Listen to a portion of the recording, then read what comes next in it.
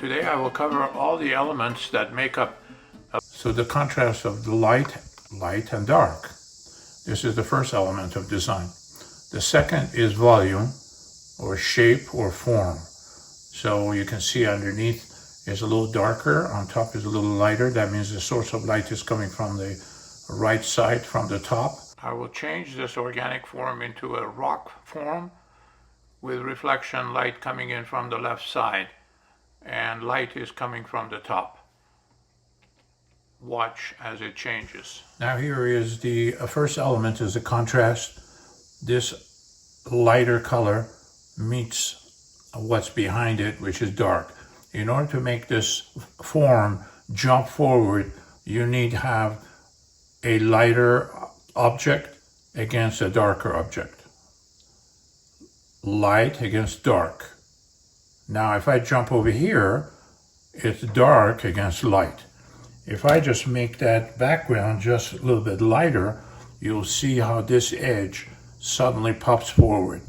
So the light against dark and dark against light. Now where this corner becomes the lightest, you can see how this became a very important area to look at for the viewer because of the contrast. That's the word, is one of the elements of the composition is contrast. We have contrast of light against dark, light against dark, light against dark. Now, if this shadow, which both sides of it slowly go back, that creates perspective. And the perspective is two lines, what is called a one-point perspective. These two sides of this object will recede all the way to the horizon line, which I have drawn here. That's a horizon line and a line of vision. So where the wall meets the floor. So all I have to do is draw a line here, like so, and it goes back into the space, like so. That would be your vanishing point of the perspective. So if I draw the other line, it will be that, and this line will be this line here, all the way going back, and that creates a space. Now, the form or volume is already produced by having a bubbly look. So the top of the objects gathers all the light because the light is coming from the top. Like the bottom of this volume is darker. So the viewer immediately sees that this is a volumetric shape, yellow, orange, and red. These three colors are analogous colors. They really work well together. Now let's say the entire form is orangish yellow. Therefore, complementary color of it would be bluish purplish color. So instead of in a drawing class where you have only black and white, which is called value, this is value number 7 or so, white being the lightest, black being the darkest. This is somewhere about 7 or 8. Now all I have to do to create complementary colors, I would make this into a bluish purplish color, and you'll see immediately you feel that the ground is cooler. This very bluish color, there should be a reflective light from this floor onto this object. Since it's volumetric and it's turning, it will desire some reflective light. So what we'll do, we'll take some of that blue color, and of course the object itself casts the color upon the shadow, which I just did that.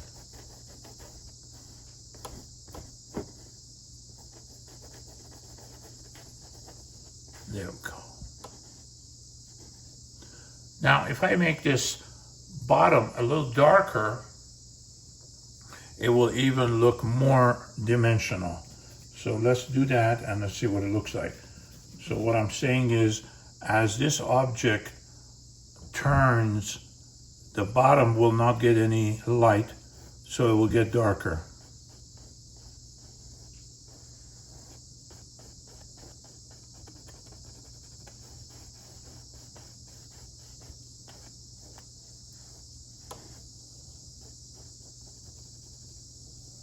There we go. And then, of course, this color now reflects its own color upon the shadow. So we just have to make the shadow a little darker, right about here.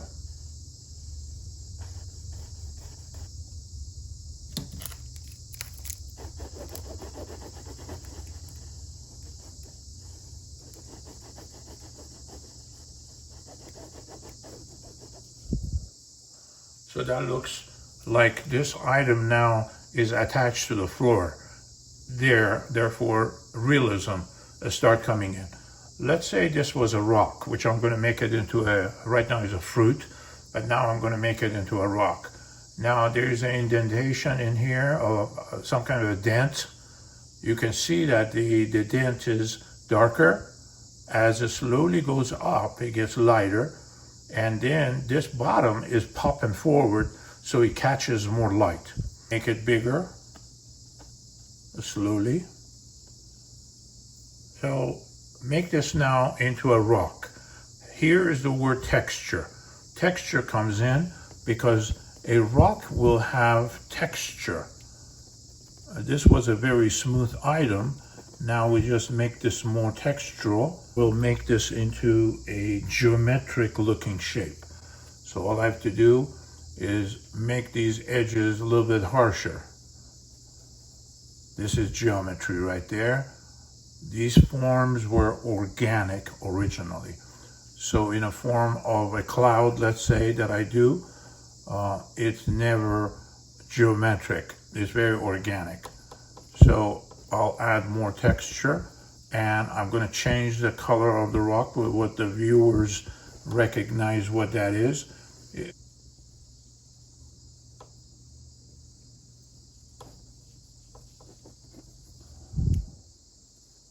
The bottom of it will be darker, so we'll just add a little bit of colors that are more of a shadowy looking colors, which is one of the parts that we need to make sure we covered, is the form.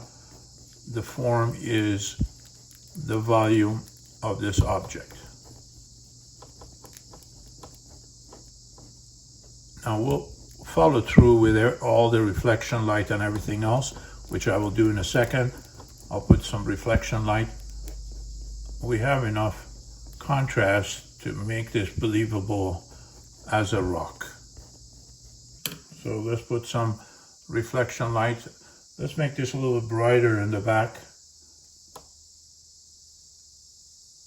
And then change the formation into something that people would recognize as a rock. And here's that section that we must have covered, which is light against dark, dark against light. Now the shadow was for a round object. Now since this is geometric, we're going to change this into a more of not organic but geometric shapes.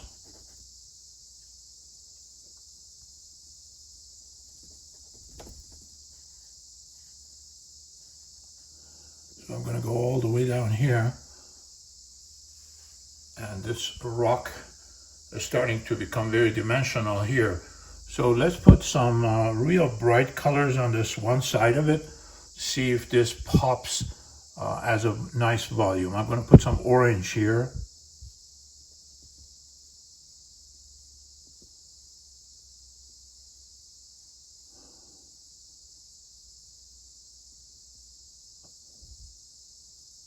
And stay with this geometry of it.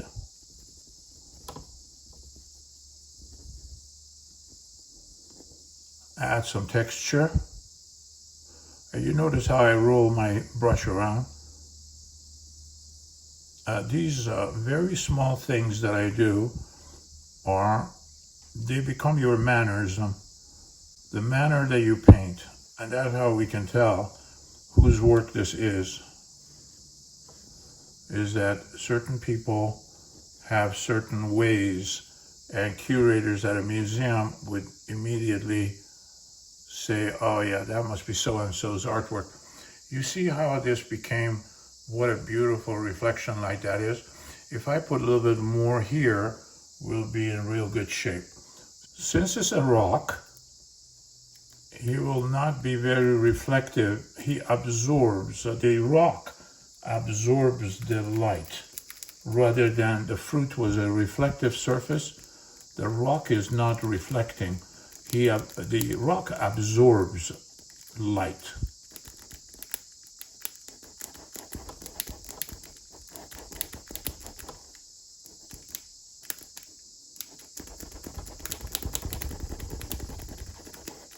What do you think?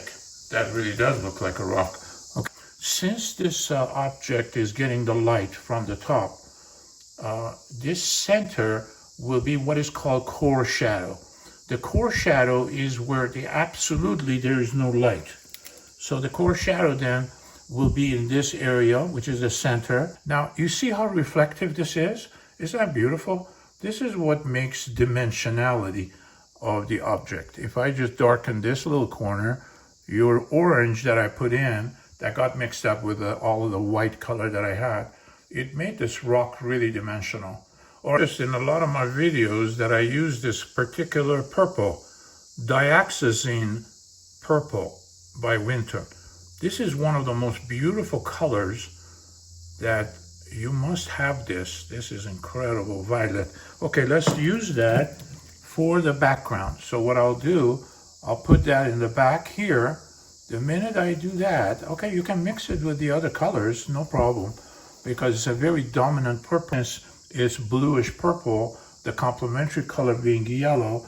I'll just add a little bit of yellow to my highlights and create a little bit more texture, and I think it will be even more believable.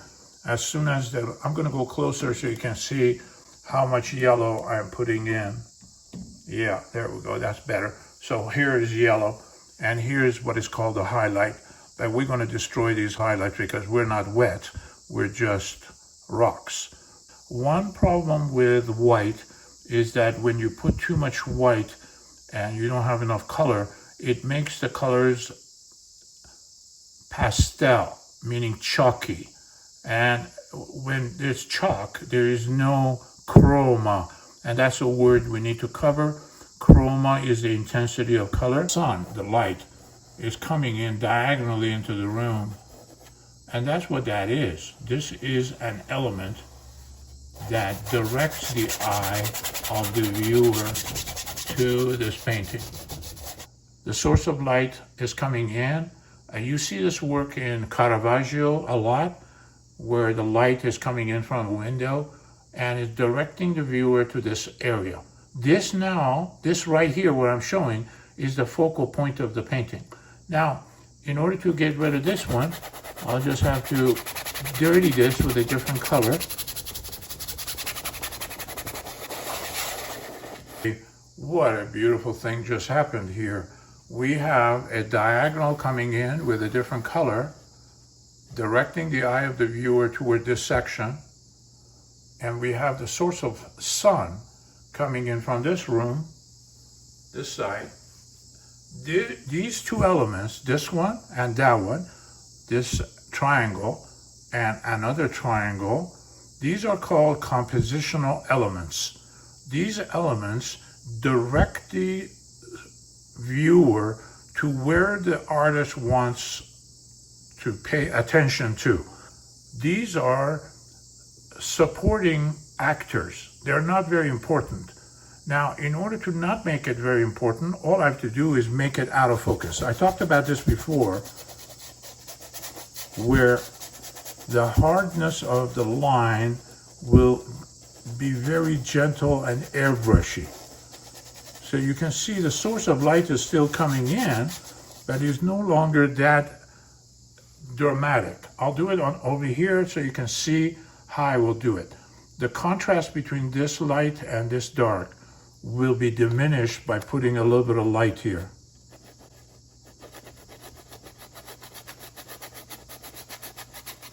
As it comes forward, the light will diminish. Now that line is still here, but in case of Caravaggio, 1660 artist, mine is very airbrushy. There we go. Thank you so much for watching. Don't forget to subscribe, so I have 2 videos every week for you.